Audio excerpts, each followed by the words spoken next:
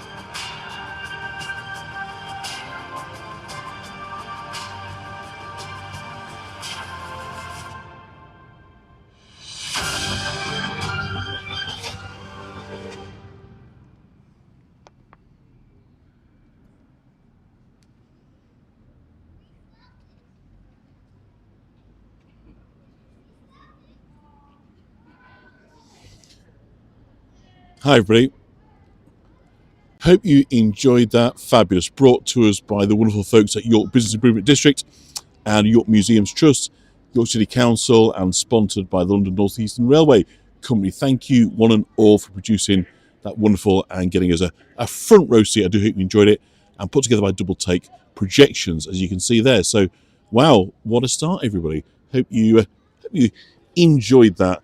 That was we'll come back again, I think, before that finishes, not on this tour, but we will. And this is to celebrate, by the way, that York is part of the UNESCO City of Media Arts. So that's why we have this very, very high-end sort of digital projection demonstrations here in the fair city of York. So what a nice way for us to start. Let me just come on and say hello now to everybody who's joined us since I started. Thank you. Glad, Terry, you enjoyed that. Thank you, Natalie. Glad you enjoyed that too. And, well, what a lovely start. So I thought that we'd do one of two things tonight.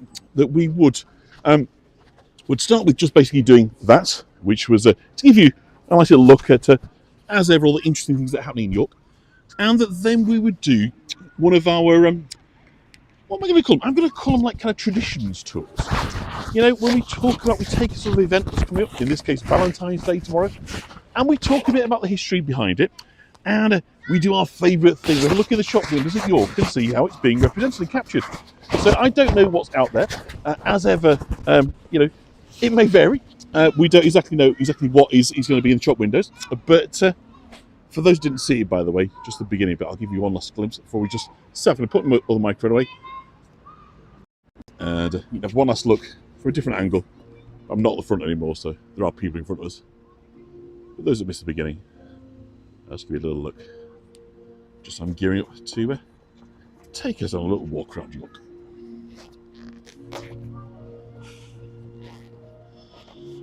Put that in there. It's so clever, isn't it? Right, anyway, enough of that, otherwise we're never going to get around York. We're going to stand there and watch that instead.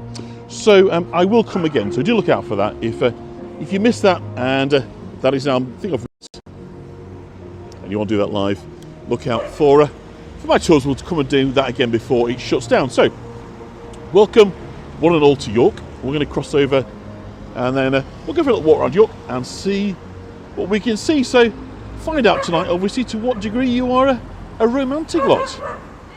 Is St. Valentine's Day a commercial rip-off, or is it actually kind of part and parcel of your life? Is it something where you do something special every year? So in the comments, do let me know. I know some of you may well have lost partners and so forth over the years, but historically, is it something that has been a special occasion for you, or a bit of a commercial rip-off?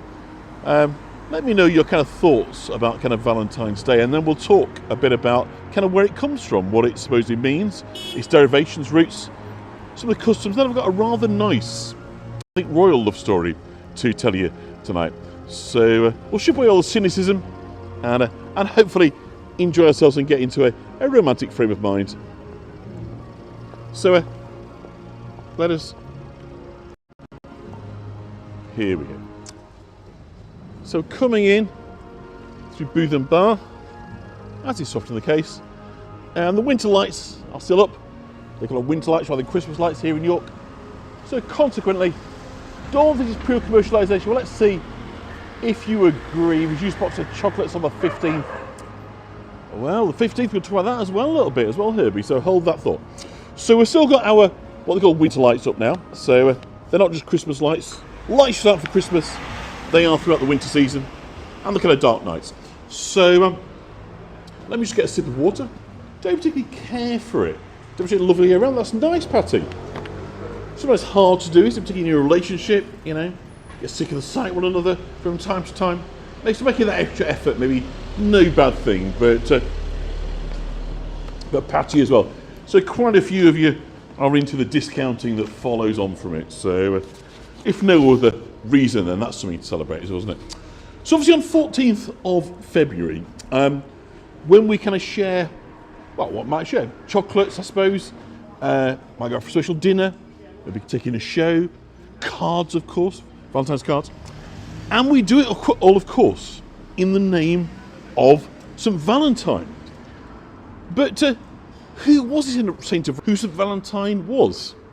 Have we got any connoisseurs? Any kind of staunch Catholics, very knowledgeable about the litany of the saints? Anybody know about St. Valentine? His deeds? What he was up to? Why he became famous? Why he became a saint?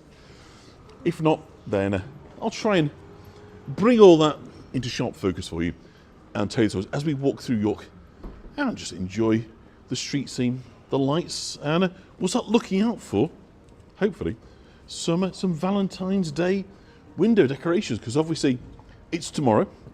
So we're going to see to what degree York has bought in to Valentine's Day. Great excuse to buy yourself treats. I can buy myself flowers, says Miley Cyrus. Absolutely. And some people think it's a rip-off. Thought it was made up by the Hallmark card people. It's certainly been suggested they do rather well, don't they? So if you kind of search the internet, obviously you can find plenty of stories about St. Valentine. The only thing is, there's probably more than one. So one St. Valentine was supposedly a Roman priest who performed secret weddings against the wishes of authorities. This was the time when under Diocletian, when they were kind of cracking down on Christians, the persecution of the Christians and so forth. So he was doing Christian weddings, didn't go down at all well. And so he was imprisoned in the home of a nobleman. And it said that he healed his captor's blind daughter. So the guy who imprisoned him in his home had a blind daughter. St. Valentine cured her, causing the whole household to convert to Christianity. But in doing so, this sealed his fate. But before being tortured and decapitated on February the 14th, he sent the girl a note saying, "You're Valentine." And it's believed, of course, then, not surprisingly, that the Valentine's cards and ideas come from this gesture. But that's simply one story. And there's quite a few, believe it or not. Like a lot of things from the old world, old history, the early church, there isn't really a kind of certainty about where these things kind of come from. So some accounts say another saint named Valentine during the same period was the Bishop of Terni. And he was also credited with secret weddings and martyrdom via a beheading on February the 14th. Now, Valentine was a popular name in ancient Rome, so unfortunately there's at least 50 stories of different saints by that name. And according to the experts, the earliest sort of surviving accounts of 2 February the 14th Valentines start being written about in the early kind of 500s, the beginning of the 6th century. And they have a lot in common.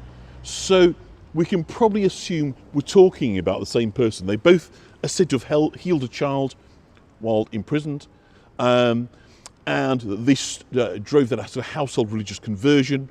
And they were executed on the same day of the year and buried on the same highway. So we can probably kind of say that's probably the same person, different sources, different stories. So whether he's a bishop, whether he's a clergyman, whether he's simply a Christian, we don't know.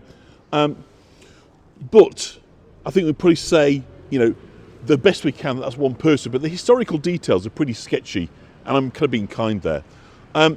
So it's probably two biographies kind of being pushed into one. But again, we don't know. Neither of them could have existed. There's no kind of historical source evidence that sort of says there was definitely St. Valentine who definitely was beheaded on the 14th, and he definitely performed miracles. And perhaps kind of a little disappointingly for kind of romantics among us, the early accounts, of course, are about the deeds of martyrs. So what they're talking about is what they did for their Christian faith. There's no reference whatsoever to kind of romantic acts.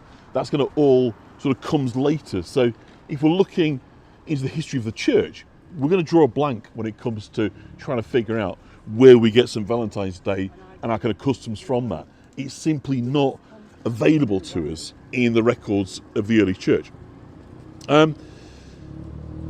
So St. Valentine's Day has also been associated with a kind of Christian effort to replace an older holiday.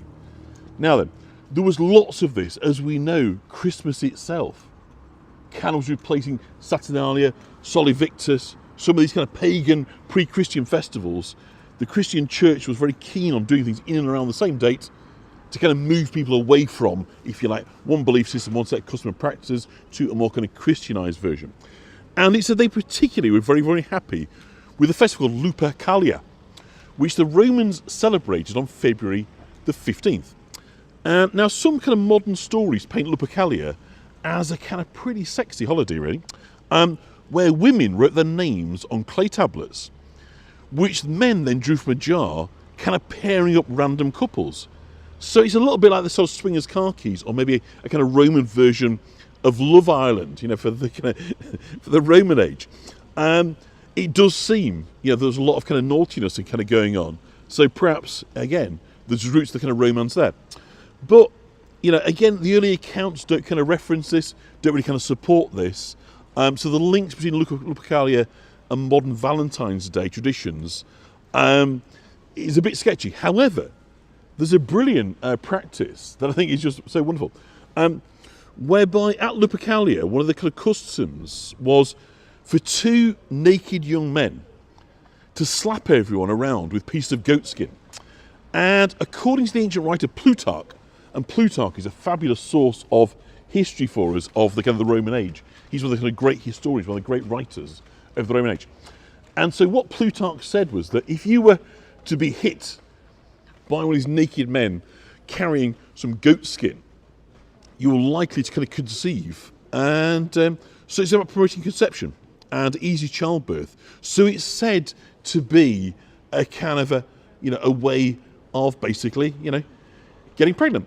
So again, we've got this kind of a range of sources, and like so much in the ancient world and kind of myths and legends and so forth, is there's multiple strands that seem to kind of come together that try and chase down one individually, and it's very, very difficult to kind of find provenance.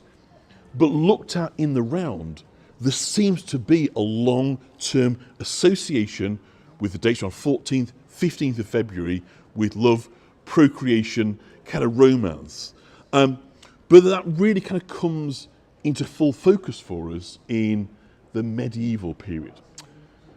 So I'm just having a look at, pretty bizarre it is, isn't it? A pretty bizarre idea, being hit around, slapped by a bit of goat skin by a fella in the nip.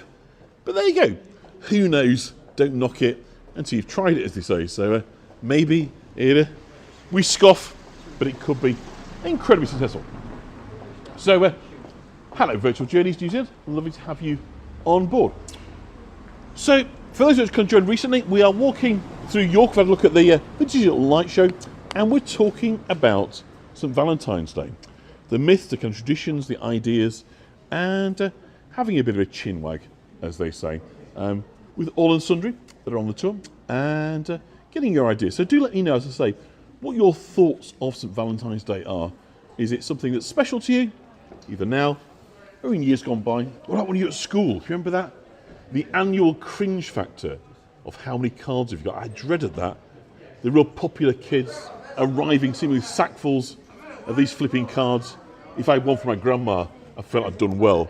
It was a miserable time for being at school. But there you go. No printing happening here at 65. Well, you never know. You never know. Some biblical ladies got caught on at that sort of age, Ron, didn't they? So you just never know. So do let me know. When you were at high school or school, did you get a lot of cards? Were you any homecoming queens amongst us? The bells of the ball? Do let us know. What the fuck's he doing? If that applies to, hello, how's it going? All right, mate. How are we doing? We're doing good, thank you. So down we go into Stonegate, and hopefully we'll now be able to pick out one or two shop windows.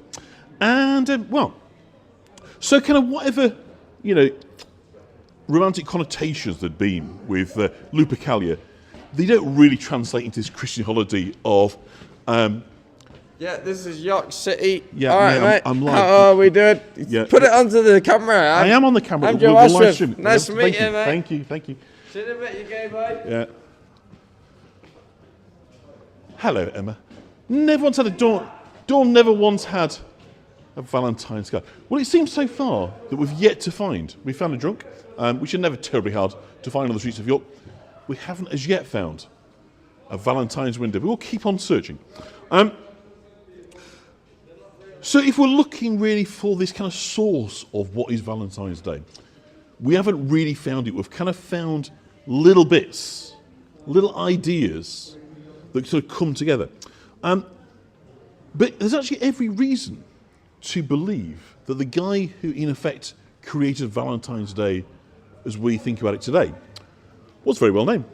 It was none other than medieval English poet Geoffrey Chaucer, he of course of the Canterbury Tales. So how did Chaucer create Valentine's Day as we know it today? Well, in the 1370s or 1380s, I'm not entirely sure of the time, he wrote a poem that was known as the Parliament of Fowls. Okay? And this contains the line, "For this was on St. Valentine's Day, when every bird comes there to choose his mate." Okay? It was uncanny kids, isn't it? So consequently, we've got Chaucer saying in the 1370s, 1380s, that Valentine's Day was where birds would find their mate. So again, there's this strong sense of finding romantic, finding your love interest, your partner for life, or whatever, that in nature, the birds will find this upon Valentine's Day. And this was a kind of moment, obviously, in Europe, where there's a kind of particular set of romantic ideas are beginning to take shape. Chaucer and other writers of his time celebrated romance between kind of knights and noble ladies, this idea of courtly love. And the ladies could never marry, often because they were married already. So you kind of got knights, kind of Lancelot and Guinevere. You've got these ladies handing over handkerchiefs to their champions. So it wasn't necessarily about kind of courtly love, wasn't necessarily about getting together, being together. It was like kind of almost not unrequited love, but love that dare not speak its name, a passion that remain inside the corset, as you might say. You might quiver at the very thought and tremble, but you couldn't go any further. So that was what kind of courtly love was about. So like the highest sort of levels, if you like, of romance are the romances that can't blossom. It's an odd sort of idea, don't you think? I don't know if you're kind of familiar with the idea of kind of courtly love, but they kind of saw this as kind of really, really high-end, a classy form of love. It's not like tawdry, squelchy business that went on. This was all about the kind of the high ideas. And often these people were married as children. The kind of upper echelons, top ends of kind of society. So the marriages were often quite loveless, but which is nice. We've got a nice story to tell you about medieval love a little bit later on, which isn't really kind of in that category. I'm looking at it, and I thought we'd have some Valentine's winners, but actually we're getting more Easter things, which is, so Catherine Wolferhart we've looked at before as a Christmas thing. Hello, Petunia. We're getting much more by way of Easter decorations. They obviously decided to skip across Valentine's and go straight into the Easter sort of decorations. So you kind of, this courtly love was about yearning. That's a good word, isn't it? Yearning. This kind of, the unattainable, the being after something that would never, a desire that could never really be kind of fully sort of fulfilled. There's a kind of tragic kind of obstacles in the way. And if you think about it, that sort of idea is central rom-coms, isn't it? If we think about kind of romantic comedies, the movies and the kind of unlikely them together, there's all manner of obstacles, the path of true love and all that, right? So consequently, it's all kind of this sense of sighing, frustrations and all that sort of stuff.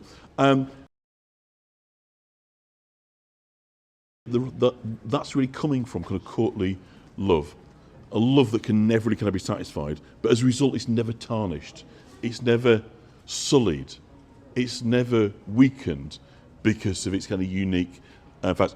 So, kind of by the 1400s, the tree coming down east of going up to Laurie JH. Yeah, as I say, it's looking rather kind of Eastery more than Valentine's Day. But anyway, we'll see. We'll keep on going. We'll never know. See what we can find. So by the 1400s, nobles that had been inspired by kind of Chaucer and these ideas of courtly love, this higher form of unattainable kind of romance, had begun writing poems known as valentines to their love interests. So it's only then at this point, really, that stories began to appear linking St. Valentine's to romance. So that's kind of the beginnings. That's where we can trace a straight line, if you like, between what we do today, sending Valentines, associating kind of romance, but there's a kind of purity to it, isn't there? You know, Valentine's is a kind of often, you know, secret cards. Is that a worldwide thing, or is it an English thing? You didn't write who the thing was from. So in many respects, you know, the Valentine's card was the expression of something that couldn't be said, rather than really a declaration of love. So I think it does sit very much within that kind of envelope of these kind of principles of courtly love and this unattainable desire that can't be kind of satiated under kind of ordinary circumstances, because, as I say, thank you, Leslie, because so often it's with people who've already got partners, whether they are loving marriages, loveless marriages. Of course, that's going to vary, but you can't very well just start carrying on with somebody else just because you get all of a tingle every time that you see them. So that then, we think, is pretty much the modern route of Valentine's. But as I say, we've got this Roman thing, Roman kind of lusty, sexy festival about getting pregnant. We've also got the Christian saints of St. Valentine's. So there's a few kind of strands that sort of pull together to form the whole thing. But nonetheless, that's the kind of soup, if you like, from which Valentine's is drawn. So roses then, because obviously the most famous thing to do Valentine's Day is a bunch of red roses, right? That's what everybody aspires to.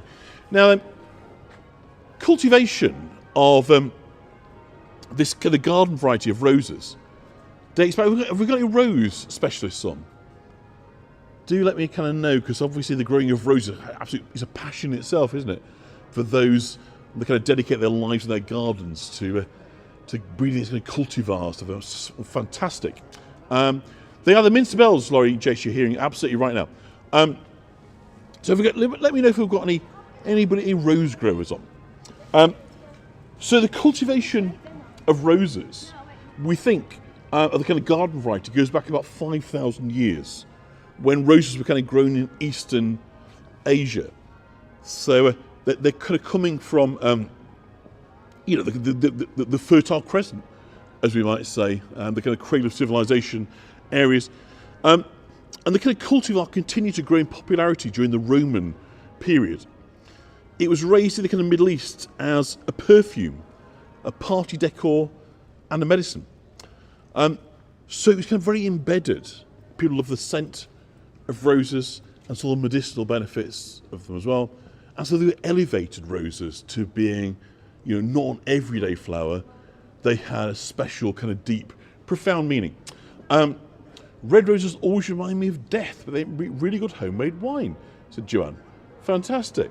I didn't know you could make rose wine. Okay, fantastic. I didn't know. Oh, kind of like rosé wine, do you mean?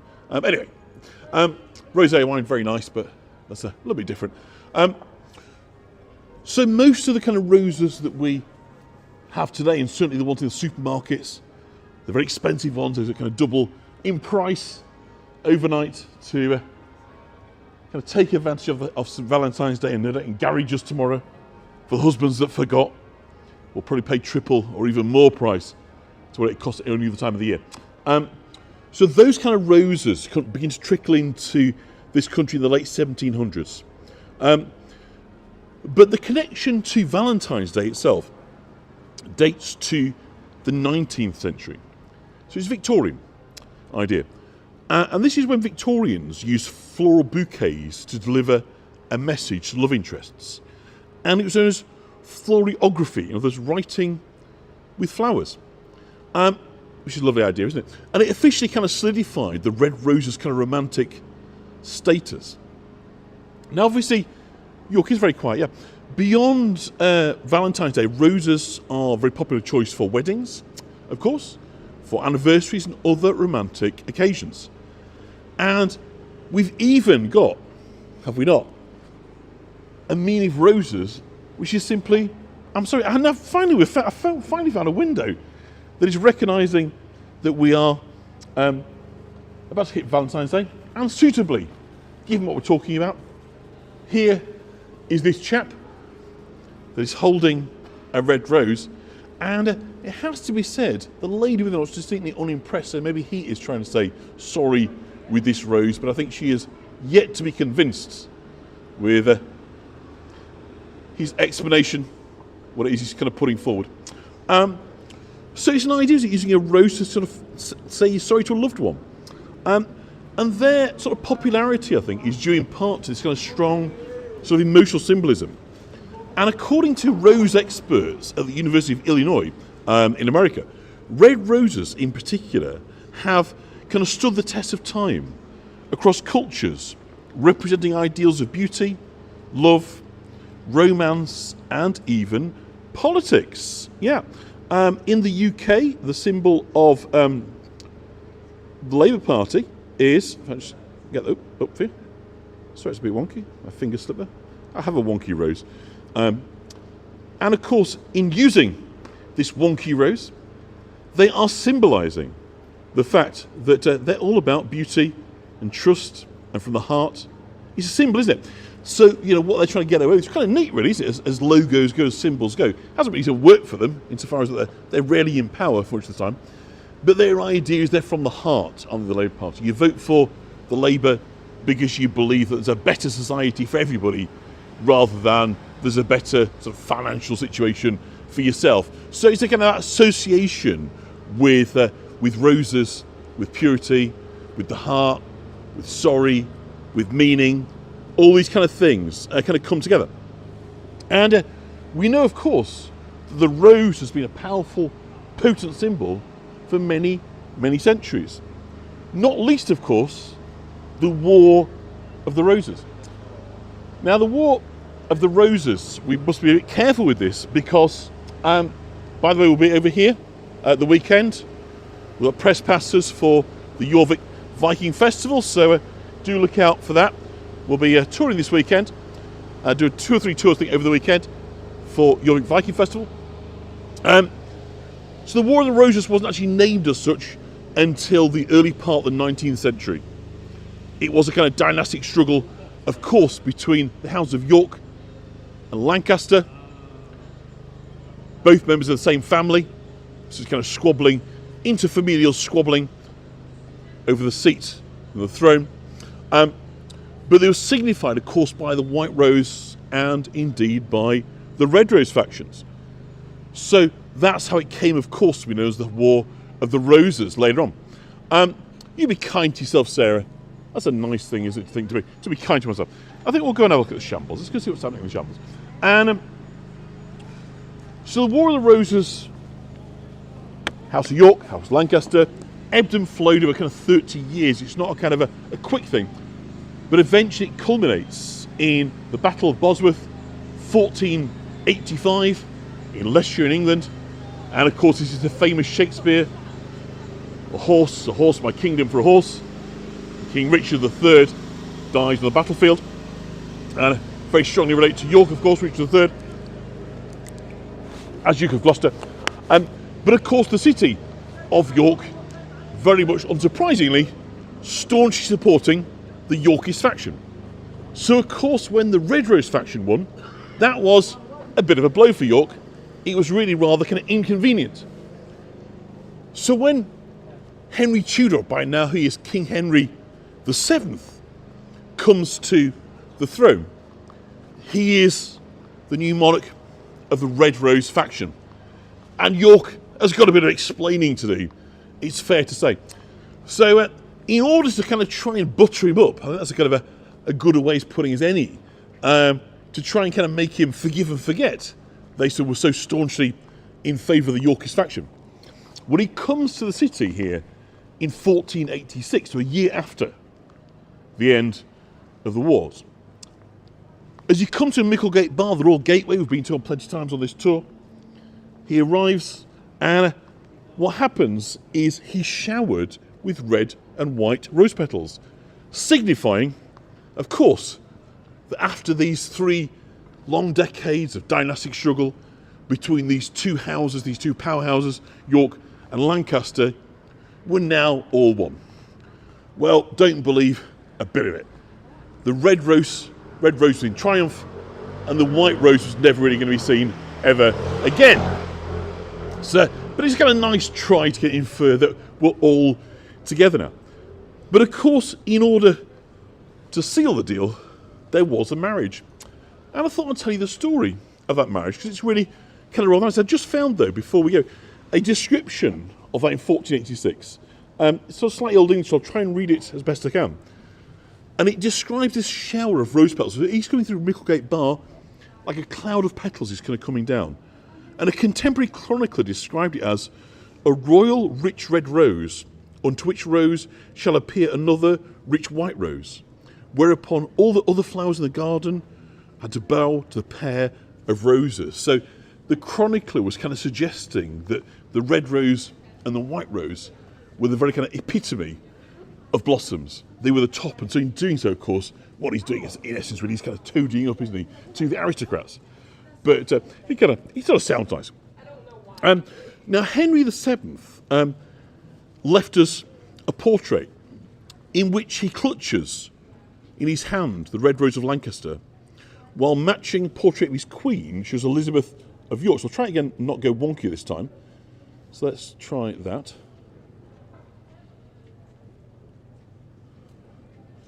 What do I do with this? Ah, there we go. So hopefully you can see there Richard has got in his hand a little red rose in the sort of centre line, the bottom right corner, and his wife there, Elizabeth, is holding a white rose. A kind of face frame there with a kind of long gable head, just fashionable, about the kind of turn of the sort of 15th century, with the white rose of York in her hand. So this is Henry and Elizabeth. And from what we know, this was a... I'm trying to remember to get rid of the pictures. Look at that. Go away. I can't remember. I don't do it, bro. This one.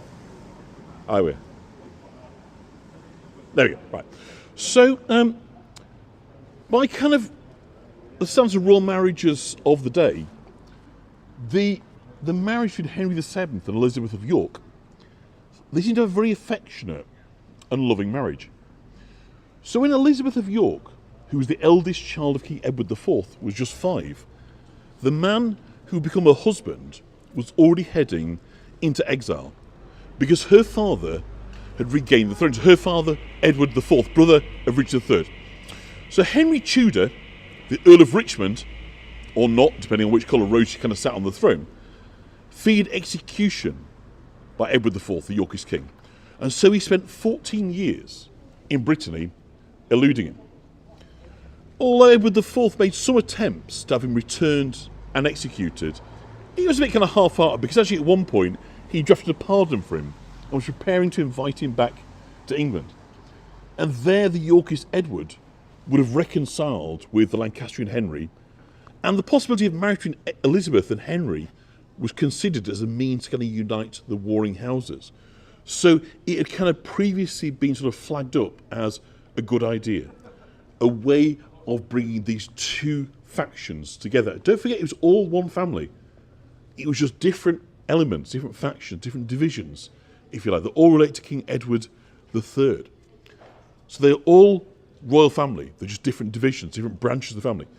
So the King Edward had already kind of come up with the idea of betrothing his daughter Elizabeth to Henry Tudor. But it kind of came to nothing because then Elizabeth was betrothed to the Dauphin of France, the kind of the heir to the French throne. A betrothal, though, unfortunately, which was broken by the Dauphin in 1482. So if Edward kind of planned to revisit the idea of marrying to Henry Tudor, he never got the chance, as within a year he was dead and Elizabeth was taken to sanctuary by her mother. Edward's son, so Elizabeth's sister, briefly became King Edward V, but the reign was short-lived as he and his brother disappeared from their home in the Tower and their uncle became Richard III. So this, of course, is the princes in the Tower.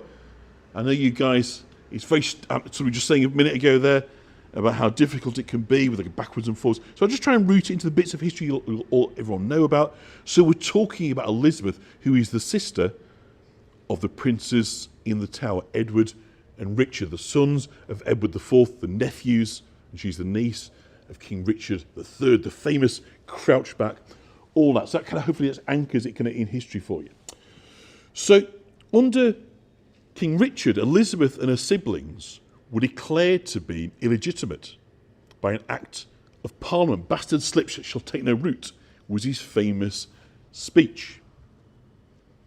Okay, so he declared that his brother was already married, what he called Jane Shaw, when he married his wife Woodville, so that consequently they were born out of wedlock, so couldn't possibly, of course, as a result of this, attain the throne. So, of course, as he was then the next brother, his elder brother George had already been murdered, he's next in line. So in Richard's eyes, this is all kind of fair game. So that's the kind of the backdrop of the situation of Elizabeth before she kind of marries who becomes Henry the VII. So her mother, Elizabeth Woodville, had kind of conspired with Henry Tudor's mother to have them betrothed. So her mother dead keen on this wedding. And Henry pledged himself to marry Elizabeth on Christmas Day of 1483. And shortly afterwards, he made a failed attempt to invade England. So he was kind of playing a pretty high-stakes game. Now, a second attempt in 1485, of course, was to prove more successful. And now with Richard dead, Henry was declared King Henry VII of England. So here we go, it's got a nice Hammonds of Whitby. I'll just turn my light on just in case you can see that any better. Just try and cast that up. A really rather nice garland of roses. So now, of course, Henry has attained the throne. He is King Henry VII of England. And there was a little bit of a delay because actually, he was waiting to honour his promise to wed Elizabeth. But he was also dealing kind of matters of the state. He was a brand new king. A dynasty had been overturned, a new one come in. So he's kind of dealing with punishing his enemies, rewarding his friends, before he feels secure enough to take time off to marry and kind of celebrate. So during this time, Elizabeth was lodged with his mother, Margaret Beaufort, and she'd almost certainly have seen her kind of betrothed sort of frequently. And one of the first, sorry, I'm just trying to get my light, so I'm just back up, but it's proving difficult. Oh, there we go. One of the first acts of Henry's Parliament was to assert Elizabeth's legitimacy. So he, in effect, overturned what his brother, what his predecessor had done, and now declares that Elizabeth is the rightful daughter of Edward IV. And of course, that's necessary to establish before they married, because of course, it really kind of impacts on their reputation, if you like. And there's also kind of papal dispensation needed to account for the kind of blood relations between the two, because they were relatives. So the Pope needed to approve the wedding.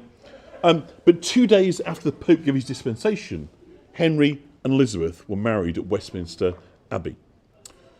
So Elizabeth of York, just a reminder, who'd been the daughter of the king, briefly the brother of the king, is now the wife of the king, was noted for her beauty, for her fair hair and pale skin, the very model of, you got it, an English rose.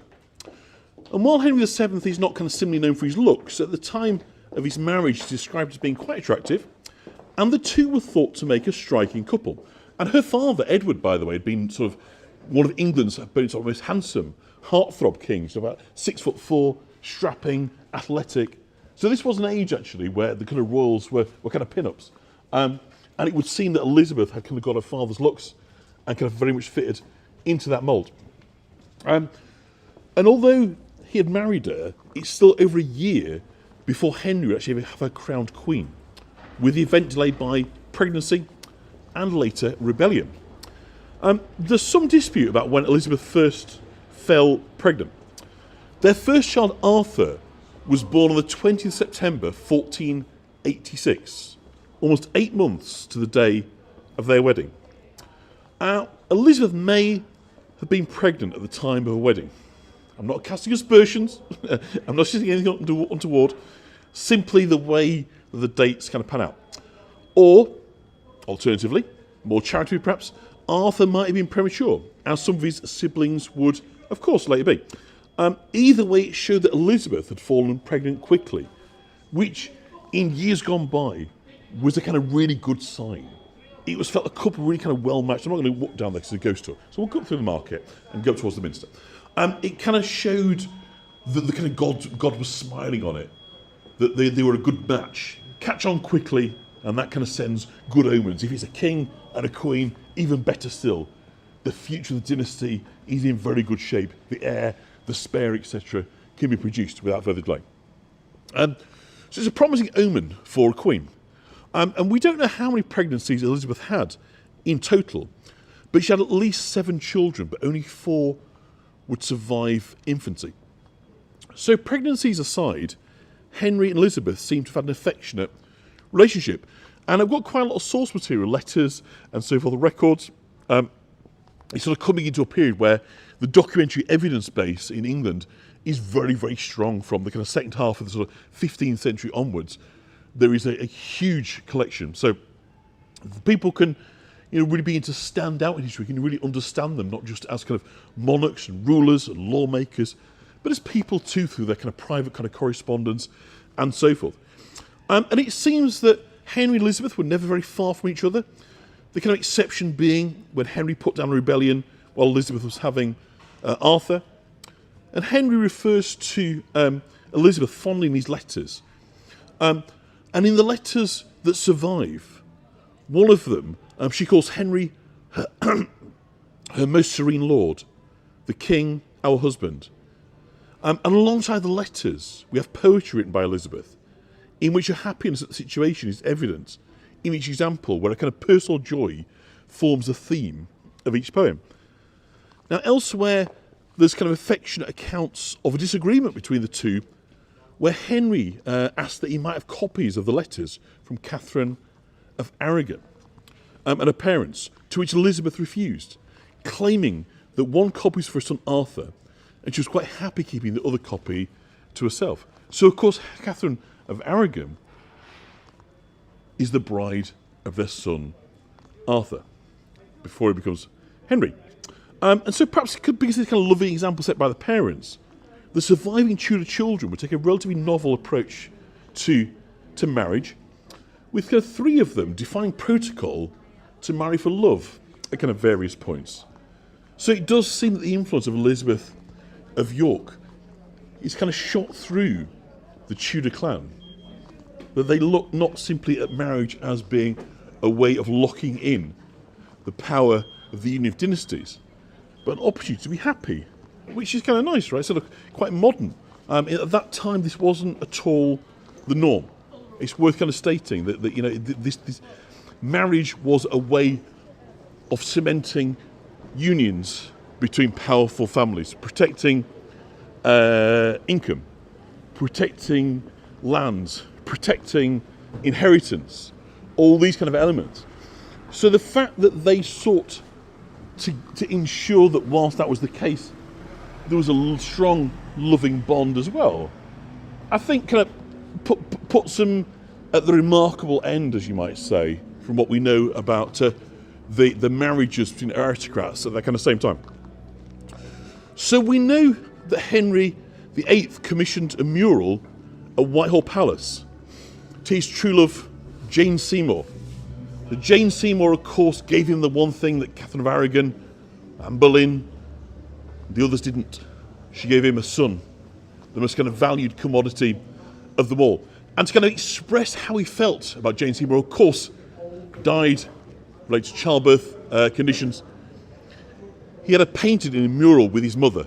That's the ultimate accolade that Henry can give her. He's put Jane Seymour on a plinth with his mother.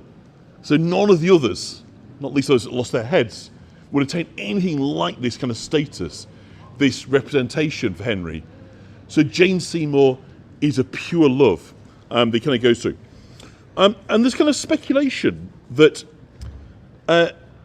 Elizabeth was in kind of conflict with her mother-in-law, Margaret Beaufort, who, besides kind of Queen herself, was really the kind of first lady of the court. And the reason for this speculation is the kind of competition with the mother-in-law. It wasn't obvious. We get little snippets, little bits of kind of backstairs kind of gossip, little odd comments here and there suggesting this tension. But in public, they present this face of kind of harmony. But as we all know, the tension between in-laws can be at times hard to manage. And of course, I'd mentioned before that Elizabeth was living with Margaret, her mother-in-law, before her marriage. And so the two would kind of continue to be in close quarters throughout the rest of Elizabeth's life. And this is probably as much out of necessity rather than affection. And when Elizabeth took issue with Henry's proposals for their daughter, Margaret's marriage, it was to his mother she appealed. So she wanted a say in the marriage outcome of her daughter, Margaret. And together, Margaret Beaufort and Elizabeth, so his mother and his wife, came together to appeal to the king to allow a broader range of suitors to be kind of considered. So it's interesting, it just does seem to be shot through this relationship, this marriage, this sort of small coterie of royal people who are saying, not what's love got to do with it, as Tina Turner would say, but rather, let's look to involve love as best we can. So we'll hear the poetry of love. So the shop here is providing free perfume for customers on Valentine's. If you come and spend £80 in the shop, then get a free sample of perfume. So they are trying to get in on the act. So although kind of Henry has this image of kind of being a kind of rather sombre miser, and he certainly was known for being somebody kind of spendthrift, and this is really kind of exacerbated following Elizabeth's death. Beforehand, before she died, or rather during the period of his life, the Privy Purse actually suggests that he was really kind of rather generous, and with gifts to his wife. And at one time, he purchased a lion for her amusement, which is pretty cool. And it's been suggested that he kind of kept her in rags. She had no sort of clothes to wear. But it's very, very unlikely, of course, that Henry would have allowed his queen to be kind of dressed in threadbare costumes. Not least because there was always this battle of legitimacy. There were those that felt the Tudors had usurped the throne. And so Henry's trying to present himself in the context, of course, of legitimacy. And heraldry, tradition, all the pomp and ceremony is a great way of doing that. So it's very, very unlikely he's going to allow his wife to be presented in rags. But it is true, they did employ a tailor to maintain and look after her wardrobe. So maybe that's where the story came. But clearly he bought new frocks as well. So again, there's plenty of receipts and evidence suggests that he was looking after her. But perhaps he was being careful with the money, which isn't necessarily a bad thing. And he did buy her a lion, which is pretty cool, huh? But when she kind of found herself in debt, it wasn't really to do with her spending, but rather she was very generous and charitable. And so she gave away a lot of money to other people. So, of course, he paid these debts. And so, this reputation for him being kind of mean and stingy and not really looking after it is ill-founded. It isn't really kind of stacked up with the evidence. It does seem they were genuinely a kind of loving couple, and he did his very, very best to make her happy. And part of that was dressing her well, looking after her, and indulging her, that when she gave away her money and looked after particular causes, then he would pick up the tab. But of course he had the power to tax bill, didn't he? So, and what we do know, though, is that on the morning of the 4th of April in 1502, Henry is woken in the early hours of the morning by his confessor, by the priest, bearing the news that his eldest child Arthur had died 2 days previously. And aside from the kind of obvious grief at the death of his son, this also has implications for Henry's legacy. Because, of course, Arthur had recently married Catherine of Aragon to cement Anglo-Spanish relations, something which would now kind of clearly be affected by his loss. And then there was the fact that kind of Henry only had one other son, Henry VIII. But at this time he's only 10 years old. He's in no way ready for the throne. He's not prepared, he's not ready for kind of kingship.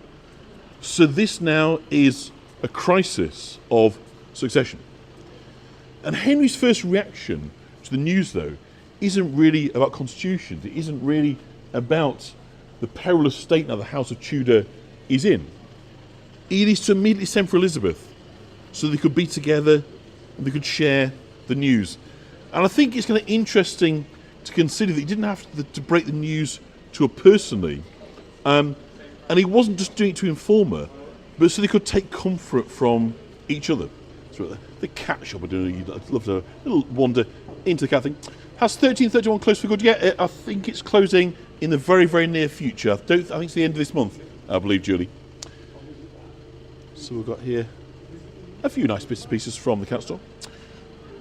So they kind of come together in their grief. And Elizabeth realises Henry's grief is as much for about the implications for their legacy as the lost son.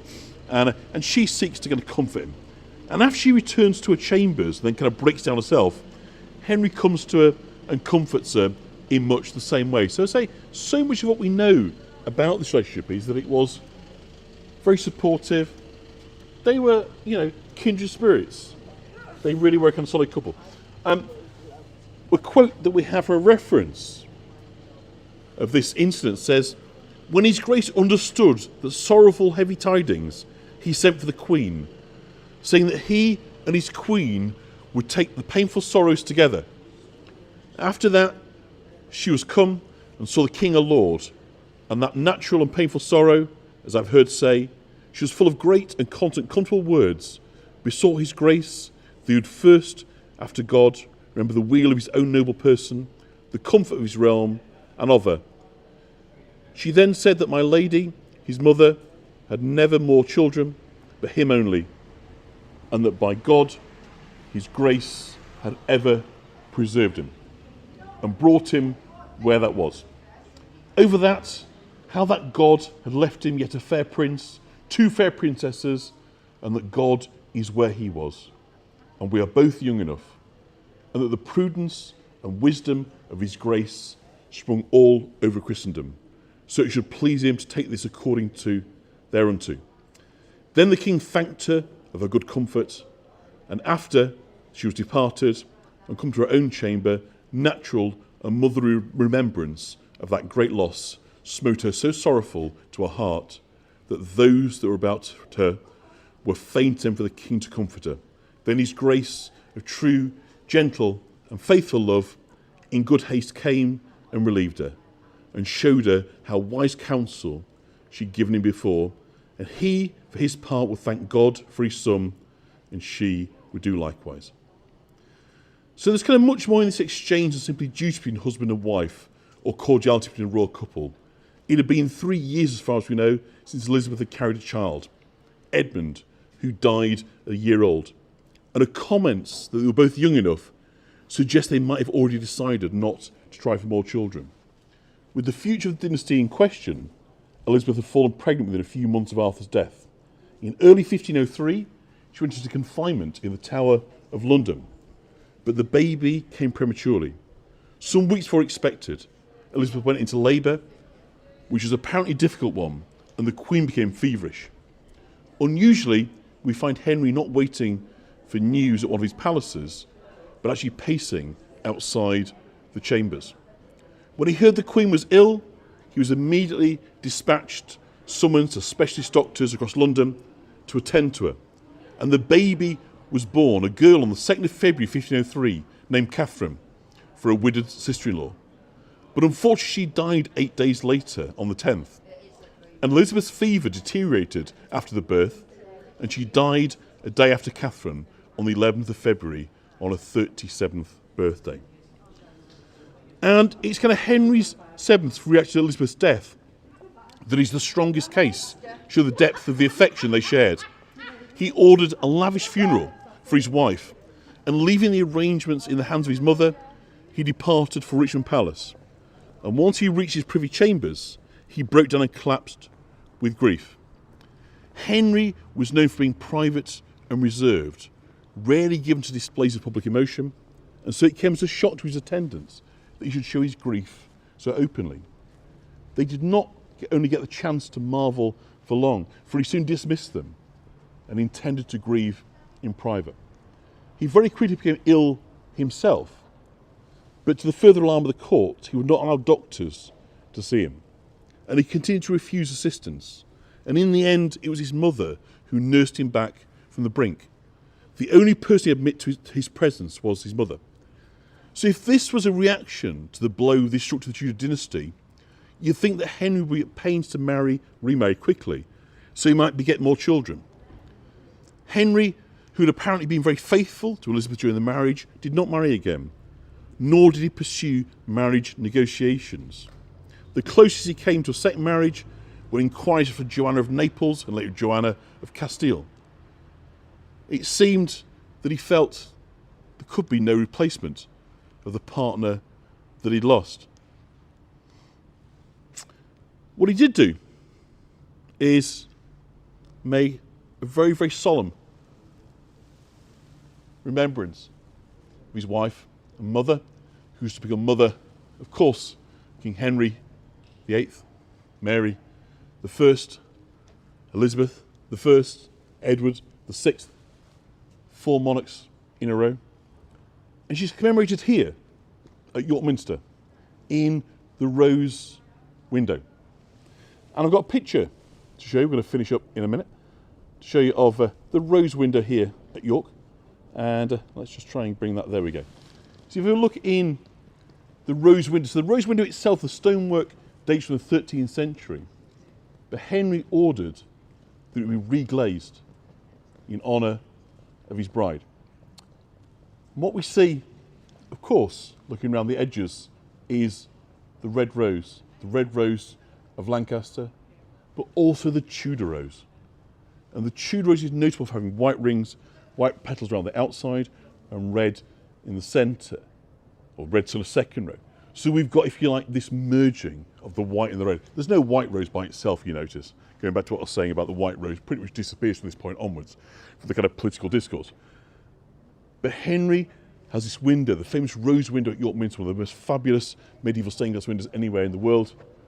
He's done to commemorate his wife.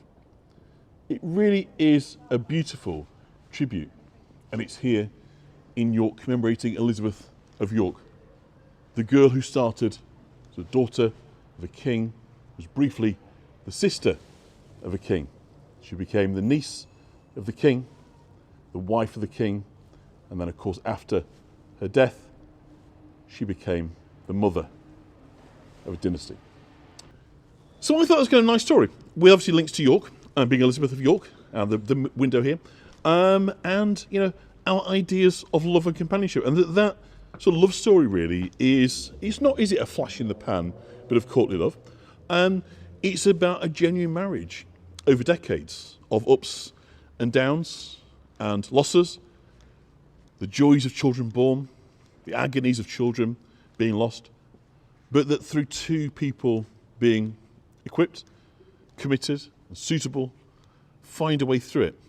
But of course, ultimately, at the end, there is loss and there's grief and remembrance. And that, of course, the pain and the price of love. So hopefully, for those that feel that Valentine's Day is a rather kind of commercialised idea, I've given you some kind of other bits and pieces to kind of think about. We've thought about the roots, haven't we? We've talked about the Roman saint who was beheaded for curing a daughter's blindness and for ministering to the Christians. We've talked about the Roman festival, Lupercalia, and being slapped around with goat skin by naked men as a way of conceiving. We've talked about Chaucer and courtly love. But we've also talked about a kind of royal romance. So hopefully you feel like you've had your value for money here in York. And of course we started right at the top of this with enjoying the digital art display. So I'm going to wish you all very, very well. It's always a pleasure to spend time in your company. I thank you for your support. Do follow my channel, do subscribe if you haven't done so already. Do follow me on Facebook, on All Points North with John. And I'm going to say good night and leave you to it. So happy Valentine's and bye-bye.